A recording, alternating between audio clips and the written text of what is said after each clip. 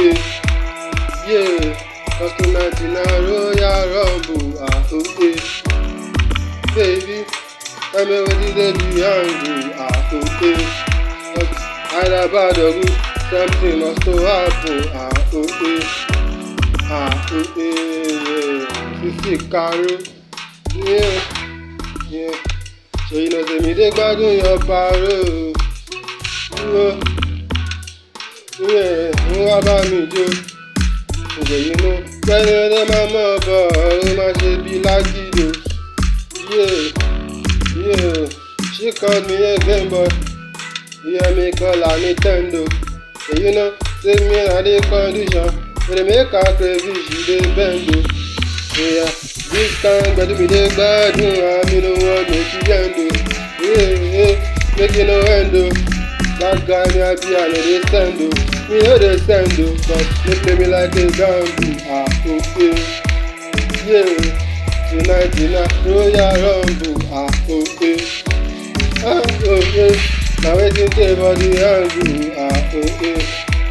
Either bad or good, something must to happen. Okay. Okay. You know they play me like a gamble. Okay. Tonight in a Royal Rumble, okay. Yeah, and I ready there for the angle, okay. Either bad or good, something must to happen. Something go happen, cause I go rock you for front, rock you for back, your percus me, I go knock, yeah. I'm feeling your back, I go make sure, say, baby girl, you know they lack, cause you bust my brain, I'm in medulla. You jam my car, be the tetula.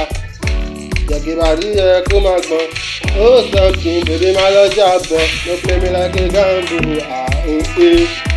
Yeah, cause tonight in a Royal Rumble. Okay.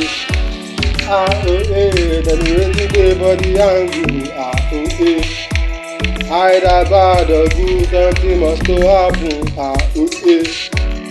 Okay, ayé kan kojú báyìí lọ, àṣẹbẹ̀rù ẹ máa yí lọ, ọ̀rọ̀ yìí lé ẹ bá mi gbọ́, ayé lé ọ̀run gan yára láti lọ.